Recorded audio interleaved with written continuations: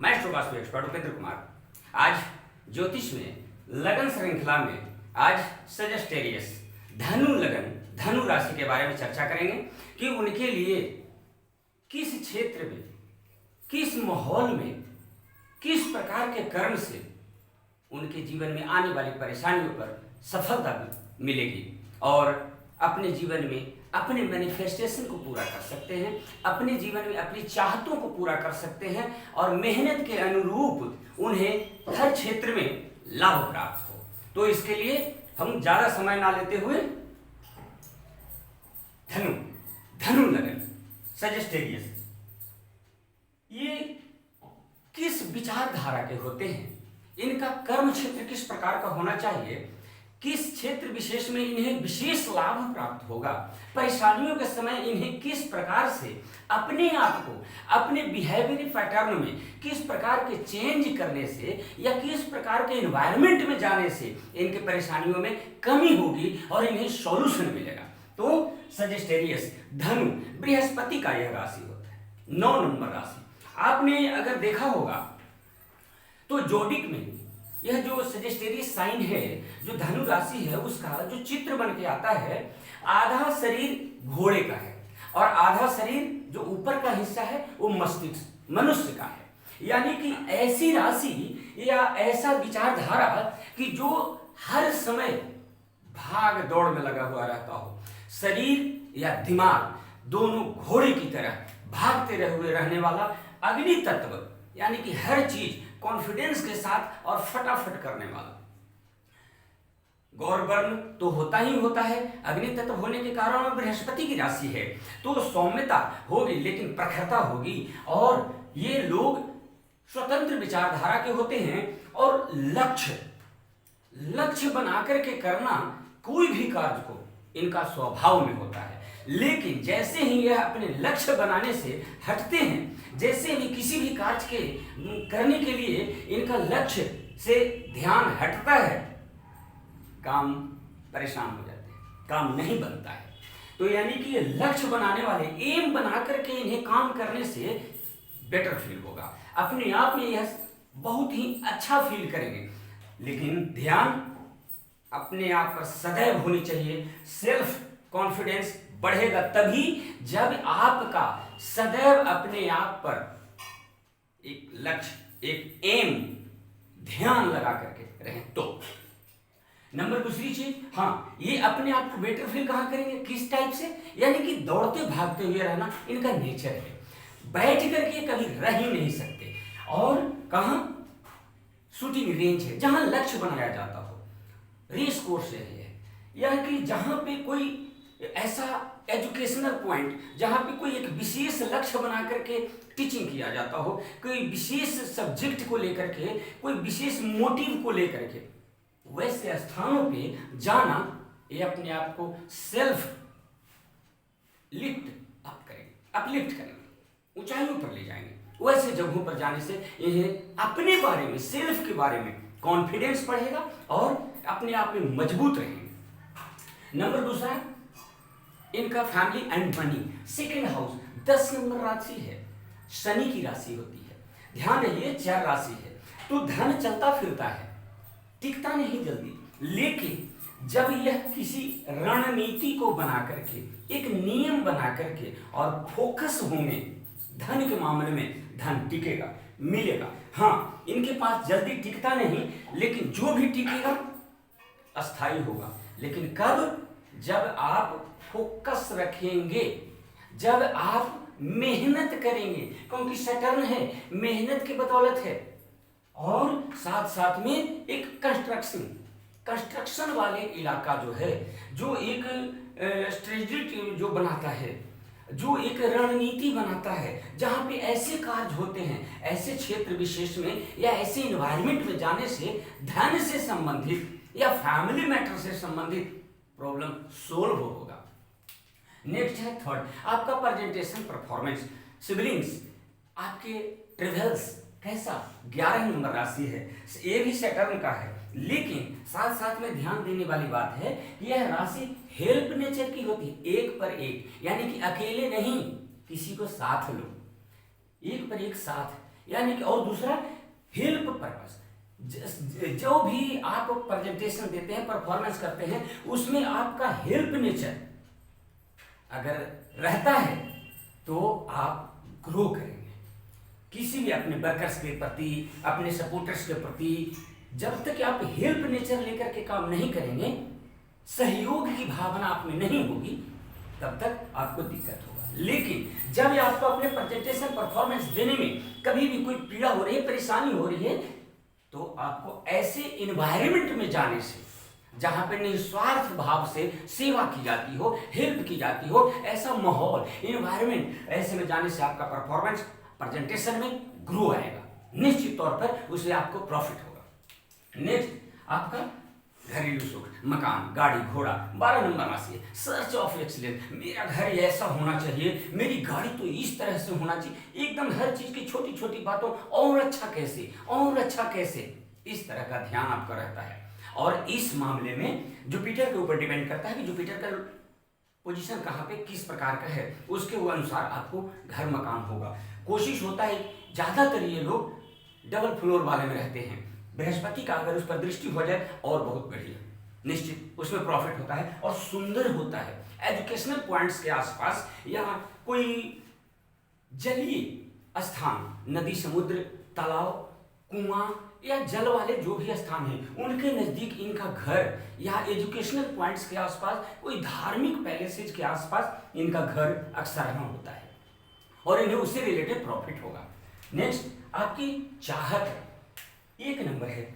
आप कोई भी चीज चाहते हैं, फटाफट चाहते हैं, तुरंत ही आपको मिलना चाहिए, क्विक एक्शन होना चाहिए उसमें। और जो भी चाहिए, जो भी पसंद है आपका, पावरफुल वाला, कॉन्फिडेंस वाला और सदैव प्रोटेक्टिव मोड में।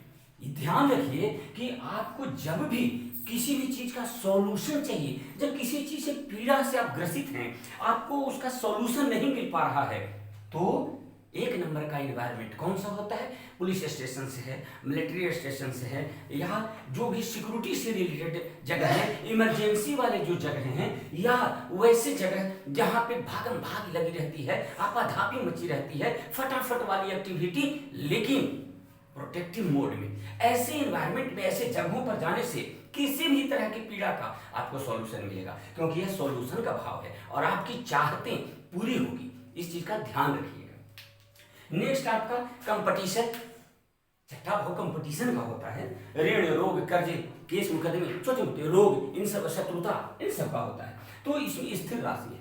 कभी भी इस तरह की किसी भी तरह की परेशानी, प्रॉब्लम अगर आती है, कोई भी बीमारियों में, कभी अकबकाना नहीं, हड़बड़ाना नहीं, जल्दीबाजी नहीं करनी, स्थिर होना है, थोड़ा ठहर करके देखना है और सोचना है कि क्यों ऐसी परेशानी आई है। और जो भी होती है थोड़ा लॉन्ग टर्म लेता है, लेकिन सॉल्व हो जाता है, क्योंकि इसमें आपको बस एक चीज पर लक्ष्य निर्धारण वाला है, उसको पर लक्ष्य निर्धारित कीजिए और उसको दूर करने का प्रयास कीजिए। शत्रुता भी आपको अगर करेंगे तो बड़ा टिक रहेगा। हालांकि आपको अपने कामों में आप ज्यादा व्यस्त रहते हैं, शत्रुता के लिए आपके पास समय नहीं है उतना। हाँ, जो भी आप सर्विसेज देना चाहते हैं, जिस प्रकार की, जिस भी क्षेत्र में आप काम करते हैं, उस क्षेत्र में जो भी सर्विसेज देते हैं, टॉरस, वृषभ, बैल की तरह, यानी कि हर समय लगे रहते हैं और बढ़िया इसको कैसे करें और अच्छा से अच्छा कैसे करें, उसके लिए चाहे जो मेहनत करना पड़े, ये आपका थॉट है अपने उसके बारे में। नेक्स्ट है, हाँ ध्यान दें कि ऐसी चीजों में कभी शत्रुता हो रही है,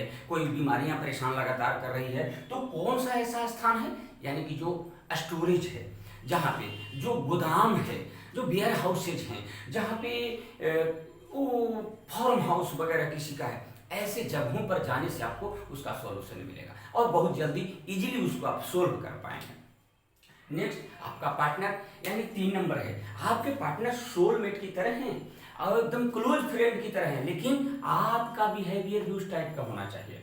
ध्यान रहे, कोई भी कस्टमर है, क्लाइंट है, या आपके पार्टनरशिप का है, जो भी आप पार्टनरशिप में कर रहे हैं, तो ये कंफ्यूजन वाला है, कंफ्यूजन देता है उसमें, चाहे विवाह, शादी विवाह में विलंब हो जाता है, या बिजनेस में कस्टमर क्लाइंट्स के मामले में, पार्टनरशिप के मामले में कंफ्यूजन आता है। कंफ्यूजन से दूर होना है और सोलमेट की तरह बनना है। आपके पार्टनर जो हैं बड़े ही कलाकार हैं और छोटी छोटी मध्यम आंखों वाले घुंघराले बाल के, बड़ा सुंदर, लेकिन ध्यान रखिएगा ये बहुत ही नाजुक और तुनक मिजाज हो सकते हैं, छोटी छोटी बातों पर यह नाराज हो सकते हैं, लेकिन यह सोलमेट की तरह हैं।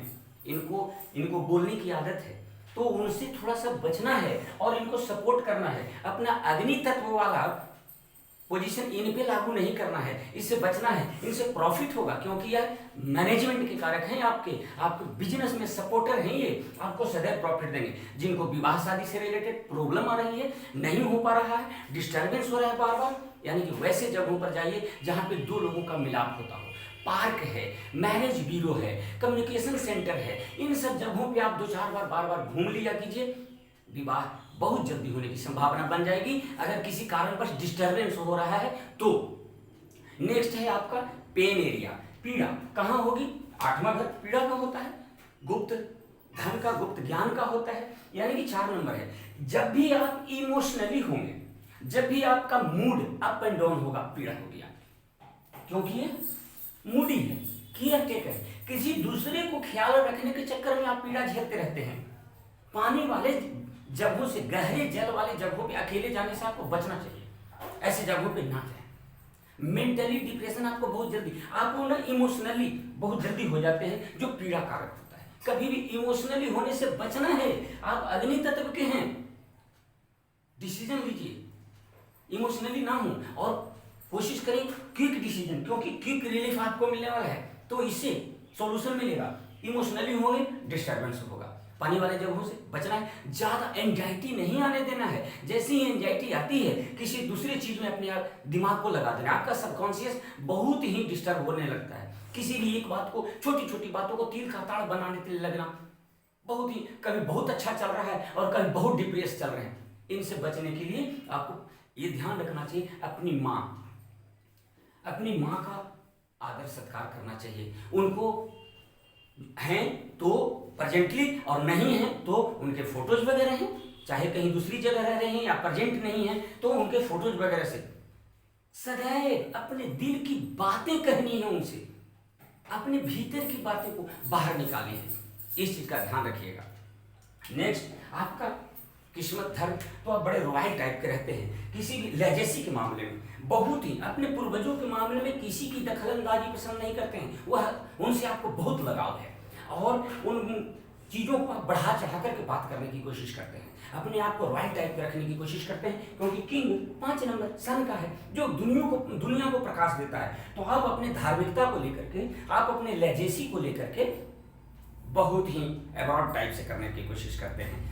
हालांकि उसमें सफलता भी आपको मिलती है, लेकिन फिर भी अकड़पन, अहंकार उसके मामले में जहां लाएंगे आपको पीड़ा आएगी, परेशानी आएगी। ध्यान रखिएगा, आपके पिताजी आपके भाग्योदय में सहयोगी होंगे, या जो भी टॉप बॉस है, या जो भी टॉप पर्सन्स हैं, या जो भी वैसा इन्वायरमेंट जहां राजा महाराजा का, जो हमारे एंशिएंट जो पैलेसेज हैं, जो वैसे पैलेसेज जो रॉयल टाइप के हैं, किंगडम वाले हैं, वैसे जगहों पे जाने से आपकी किस्मत बहुत जल्दी चमकेगी। ऐसे जगहों पे रिलेशन बनने से आपको बहुत प्रॉफिट होगा।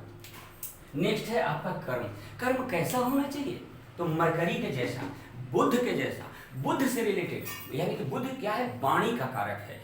एडवाइजर आप हो सकते हैं, कंसल्टेंट आप हो सकते हैं, आप टीचर्स हो सकते हैं, आप किसी को मोटिवेटर हो सकते हैं, वाणी से जो बोल करके करता हो, लेक्चरर हो सकते हैं, प्रोफेसर हो सकते हैं, क्योंकि ऑलरेडी यहाँ गुरु की राशि है। तो ध्यान दीजिए, बिजनेस मैनेजमेंट आपको बहुत अच्छा आता है, लेकिन कंफ्यूजन ना रखें, ये सबसे बड़ी बुरी आदत है। आपको कंफ्यूज होंगे, डिस्टर्ब होगा, काम सही तरीके से नहीं चलेगा। और उसमें आपको बैंक से रिलेटेड, फाइनेंस वाली बातें, बैंक से रिलेटेड, बीमा कंपनियों से रिलेटेड, कमीशन से रिलेटेड,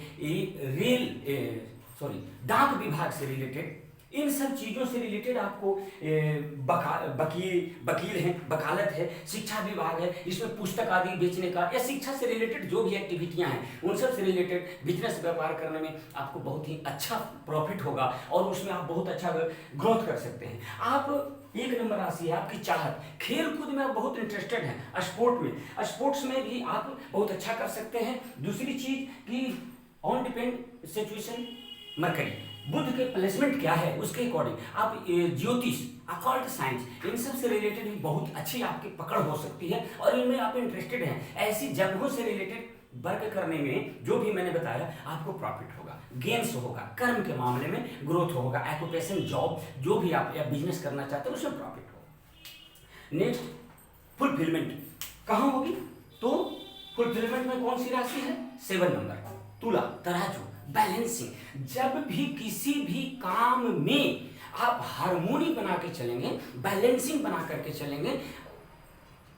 तौल करके न्याय के साथ, निश्चित आपको लाभ होगा, ग्रोथ होगा, प्रॉफिट होगा, निश्चित है ये फिक्स। कहाँ, तराजू, तुला, बाजार, यानी कि हर चीज का नाप तौल करके उसके बारे में फाइनल डिसीजन लें, आपको प्रॉफिट होगा ही होगा। और खर्च के मामले में 8 नंबर, कभी कभी मंगल का बेबाक खर्च कर देते हैं और कभी कभी बहुत ही उसमें खोजबीन एकदम तकनीक उसकी ढूंढने लगते हैं, टेक्निकली चीज़ों को ध्यान में लाने लगते हैं और बहुत ही एकदम उसके भीतर तक जाने की कोशिश करते हैं प्रॉफिट लॉसेस के बारे में।